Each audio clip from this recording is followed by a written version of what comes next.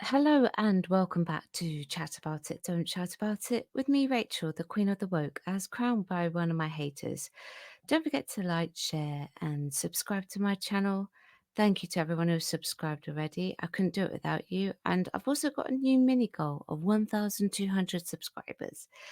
Now, the Olympics have once again been causing massive controversy in their bid to be inclusive. And this is why we have a bonus video on a Saturday.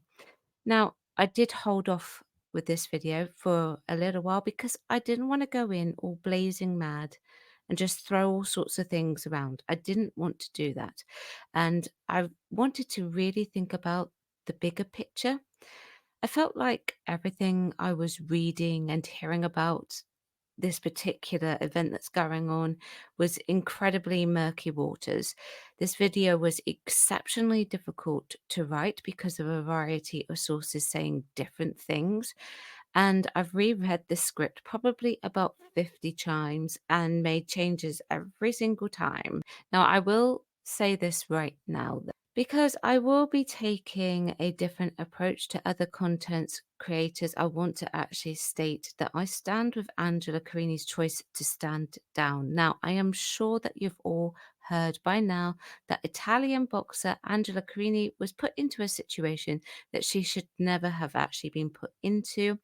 Boxing against Imani Khalif from Algeria. Imane has failed a gender test in 2023 and was confirmed to have XY chromosomes, along with Lin yu-ting from Taiwan. The IBA released a statement the other day, and this is what they said. The IBA feels it appropriate at this relevant time to address recent media statements regarding those athletes Ling yu-ting and Imani Khalif, particularly regarding their participation in the Paris Olympic Games 2024. We wish to make the following points in these regards. On March 24th, 2023, the IBA disqualified athletes Lin Yu-ting and Imani Khalif from the IBA's Women's World Boxing Championships New Delhi 2023. This disqualification was as a result of their failure to meet the eligibility criteria for participating in the women's competition as set and laid out in the IBA regulations. This decision, made after a meticulous review, was extremely important and necessary to uphold the level of fairness and utmost integrity of the competition. Point to note: the athletes did not undergo a testosterone examination but were subject to a separate and recognized test whereby the specifics remain confidential. That's a legal binding, by the way. This test conclusively indicated that both athletes did not meet the required necessary eligibility criteria and were found to have competitive advantages over other female competitors. The decision made by the IBA on 24th of March 2023 was subsequently ratified by the IBA Board of Directors on 25th of March 2023. The official record of this decision can be accessed on the IBA website. Here, IBA Board of Directors meetings minutes. The disqualification was based on two tests conducted on both athletes as follows. Tests performed during the IBA Women's Boxing Championships in Istanbul 2022. Tests performed during the IBA Women's World Boxing Championships in New Delhi 2023. Lin yu-ting did not appeal the IBA's decision to the Court of Attribution for Sport (CAS), thus rendering the decision legally binding. Imani Khalif initially appealed the decision to CAS but withdrew the appeal during the process, also making the IBA decision legally binding. Our committees have rigorously reviewed and endorsed the decision made during the World Championships, while IBA remains committed to ensuring competitive fairness in all our events. We express concern over the inconsistent application of eligibility criteria by other sporting organizations, including those overseeing the Olympic Games. The IOC's differing regulations on these matters, in which IBA is not involved, raise serious questions about the competitive fairness and athletes' safety. For clarification on why the IOC permits athletes with competitive advantages to compete in their events, we urge interested in parties to seek answers directly from the IOC. So, according to those tests, Imane and Lin are biologically male. Now, according to news sources, Imane has DSD, otherwise known as differences in sex development. So, for example, born presumed female, raised as female, but the testicles are on the inside of their body. There are different variations, but please look at the link from the NHS website I have provided below. That should give you a bit more information. If Imane and Lin both have DSD, that doesn't mean that the testosterone are at the correct levels to fight that of a biological female. If they were born with DSD and are biologically male, then the testosterone levels would be that of a male in most cases. I'm not a medical expert, but that's from what I've been able to gather. This would also include height, skeletal density, and bone structure. And reach in this case, it still makes it an unfair competition, even if they were to lose. However, both of them were not tested on their testosterone levels. They were tested on their chromosomes, and they came back XY according to the IBA test results, which legally cannot actually be released. And from what I've been able to establish, they are not trans either, despite people saying so. Even though there were reports of the two boxers having DSD, everything seems to be really mixed as to whether or not people believe this is true. It seems to be causing confusion everywhere. This has caused part of the difficulty of actually writing this video as well. People are saying this and people are saying that. The IBA have released their statements and their findings, and people are still saying different things. So the IOC claims they didn't know about the tests either, and this is resulting in them saying this in a press conference that was held on Friday. At press conference on Friday, International Olympics Committee, the IOC, spokesman Mark Adams questioned the unspecified gender tests the IBA claimed Lin and Khalif failed last year. We'd have had no knowledge of what the tests were, he said. They were cobbled together, as I understand, overnight to change the results.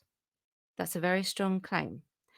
The IOC determines whether competitors should compete with men or women based off the gender marker on their passports. At Friday's press conference, Adams also called for an end to the vitriol directed at both boxers. What I would urge is that we try to take the culture war out of this and actually address the issues and think about the individuals and the people concerned, Adams said. Real damage is being done by misinformation. What's this about basing it on the gender marker on their passports? By that logic, does that mean all trans people would have to do in the future is change their gender marker to compete in the gender category that they identify as? Now, of course, I believe that in this case, this is actually due to the boxing in the Olympics not having an independent body at the moment to oversee it as of right now, whereas other categories do. This really does start to paint a grey area, though, doesn't it, if you think about it? How long before other events get challenged because the boxing event is currently running on passport alone? This was Angela's response after the. In highly charged scenes at the North Paris arena, a first punch from Khalif dislodged Karini's chin strap, and a second smashed against her chin and bloodied her shorts. After multiple punches, Karini returned to her corner and raised her hand. She fell to her knees, sobbing, and refused to shake Khalif's hand after the Algerian was declared the winner. Karini said she had pulled out after being hit harder than she had ever been hit and feared her nose was broken. I am heartbroken, Karini said. I went to the ring to honor my father. I was told a lot of times that I was a warrior, but I preferred to stop for my health. I have never felt a punch like this. The 25-year-old from Naples added, I got into the ring to fight. I didn't give up, but one punch hurt too much, and so I said enough. I'm going out with my head held high. After the second punch, after years of experience, I felt a strong pain in the nose. I said enough, because I couldn't finish the fight after the punch to the nose. So it was better to put an end to it. I am in pieces because I am a fighter. They taught me to be a warrior. I have always tried to behave with this honor. I have always represented my country with loyalty. This time I didn't manage because I couldn't fight anymore, regardless of the person I had in front of me, which doesn't interest me regardless of all the row. I just wanted to win. I wanted to face the person that I had in front of me and to fight. Angela got really hurt. Imani has also been known for hurting another female competitor, but Angela, she stepped down, and I don't blame her. That makes her the true winner here in my eyes. She shouldn't have to sacrifice herself and her position in the competition because the IOC claimed to recognize what's on the passport for boxing rather than biological fairness. That's their choice to do that, if that's what they are claiming they are doing. However, what this highlights is that we're already in a mess with women's sports, aren't we, really? Let's think about it. We wouldn't put a Paralympian into this situation, would we? Imani versus a wheelchair boxer.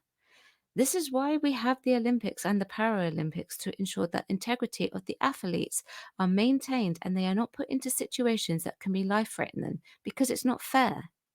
Ensuring fair competition is part of what the IOC is supposed to do and the bodies that work with the IOC. I don't believe that this has happened for the boxing this time. That's just my opinion. Categories exist for a reason. Does that mean I believe someone with DSD or another form of biological disorder should be banned from competing? Yes, if that means that they have an unfair advantage. Should they be allowed their own category?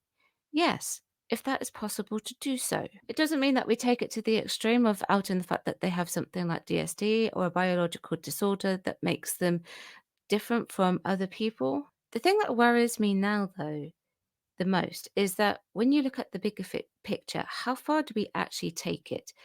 Has not having an independent body opened up doors for future practices to be questioned and the IOC and independent bodies to be challenged because of a potential simple passport marker? Women's boxing became an unfair competition because of this, if that's what they truly are doing. I think what this entire situation that shouldn't have occurred in the first place really means is that the IOC need to reformulate their testing methods. Yes, even if that means invasive, rigorous testing and even additional categories to ensure a fair fight and fair game across all events. They don't have to publicly release the results. That's not what we're asking for. We're asking for fair competition. It may not be simple, but can we really allow another situation like this? Let me know what you think. Chat about it, don't chat about it. Thanks very much for watching. Like and subscribe, and I'll see you on Sunday at 4 p.m. Thanks very much for watching. Bye bye.